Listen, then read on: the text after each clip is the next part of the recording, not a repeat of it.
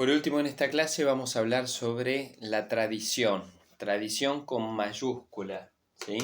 A diferencia de las tradiciones con minúscula. ¿Qué es la tradición con mayúscula?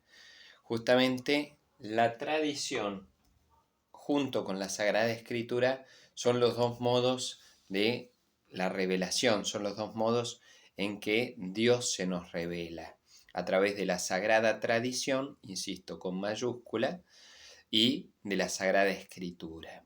Aquí es donde nosotros nos distinguimos de los protestantes, porque ellos decían, o Lutero decía, y los protestantes continuando con Lutero, la sola Escritura. Lutero rechazó la Sagrada Tradición para quedarse solo con la Sagrada Escritura como fuente de la revelación. Nosotros los católicos creemos que Dios se revela, pero ¿cómo es que se revela? Tanto a través de la tradición como de la Sagrada Escritura.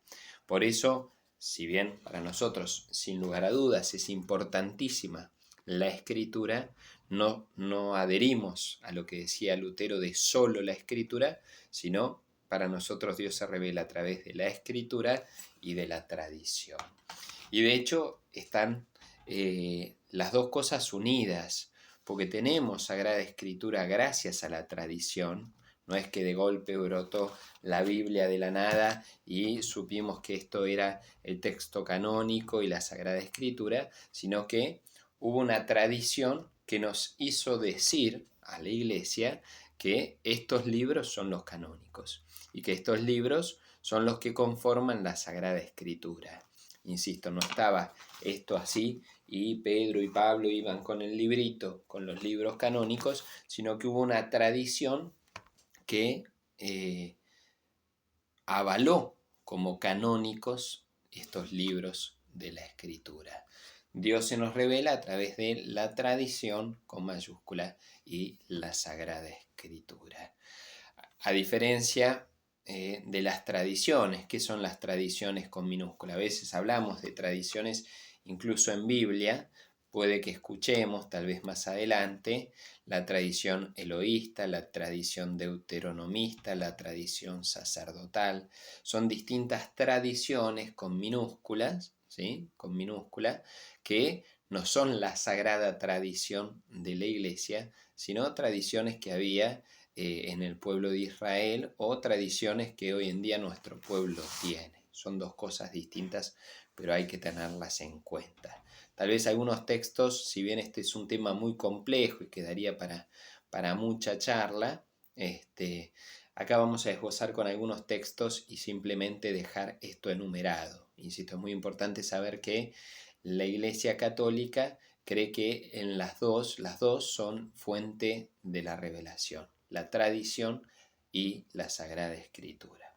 Vamos a estos textos que decía en Verbum Domini, Benedicto XVI dice: en definitiva, es la tradición viva de la Iglesia la que nos hace comprender de modo adecuado la Sagrada Escritura como palabra de Dios. Aunque el Verbo de Dios precede y trasciende la Sagrada Escritura, en cuanto inspirada por Dios, contiene la palabra divina en modo muy singular. El Verbo de Dios, Jesús, precede a la palabra escrita, ¿sí? De hecho, todo el Nuevo Testamento es posterior a Jesucristo y parte de la predicación de Jesucristo. El Verbo, en el comienzo existía la palabra, ¿sí? El Verbo precede, si se quiere, a la creación, de hecho, mucho más allá de la encarnación. Precede y trasciende la Sagrada Escritura, pero insisto, en la primera parte. Es la tradición viva de la Iglesia la que nos hace comprender de modo adecuado la Sagrada Escritura como palabra de Dios. Es gracias a esa sagrada tradición que tenemos y comprendemos que esto es la Sagrada Escritura, que esto es nuestro libro sagrado. A ver, aquí otro texto. Entendida de esta manera, la Sagrada Escritura, aun en la multiplicidad de sus formas y contenidos, se nos presenta como realidad unitaria. En efecto, a través de todas las palabras de la Sagrada Escritura, Dios dice solo una palabra, su verbo divino. su verbo único, perdón, en quien Él se dice en plenitud. Como ya advirtió con claridad San Agustín, recordad que es una sola la palabra de Dios que se desarrolla en toda la Sagrada Escritura, y uno solo el verbo que resuena en la boca de todos los escritores sagrados. Otro extracto, ¿sí? Esto es de von Balthasar, de los mismos ensayos teológicos que ya nombramos anteriormente. Él dice: la revelación tiene lugar, pues, en parte antes de la Escritura y en parte en la Escritura misma. O dicho de otro modo, la Escritura participa de la autorrevelación de Dios en Cristo por el Espíritu. ¿Se acuerdan el primer texto que leímos del curso, si no me equivoco, era el libro de Josué? Presentaban como, o el Deuteronomio, no me acuerdo ahora, presentaban a alguien que se puso de pie frente al pueblo y comenzó a contar, sin leerlo, sino a contar lo que Dios había hecho con su pueblo, la historia de la salvación, como Dios había llamado a Abraham, a Isaac, a Jacob, y todo lo que Dios había hecho con su pueblo. Y la gente frente a eso respondía con un amén, amén, que así sea, y respondía: nosotros vamos a ser fiel a la palabra de Dios. Bueno, es justamente esto, la revelación es anterior a la Escritura. Vamos a ver, la mayoría, por así decirlo, gran parte del Antiguo Testamento se escribió en el exilio en Babilonia, con posteriores correcciones, algunas cosas antes, ¿sí? Alguna cosa se le adjudica al rey David, o cosas anteriores, pero la gran síntesis, y sobre todo síntesis escrita también, se cree que fue hecha en el exilio en Babilonia. Esto es muy adelante, si se quiere, en la historia de la salvación.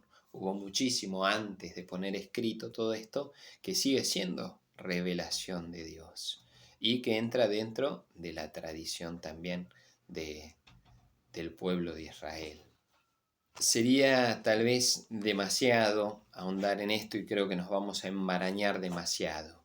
Pero ya hoy, si no me equivoco, hablamos ahora sobre la tradición, antes sobre los géneros literarios y antes sobre la progresividad de la revelación y progresividad de los dogmas, de nuestro conocimiento en la revelación. Creo que por hoy ya alcanza.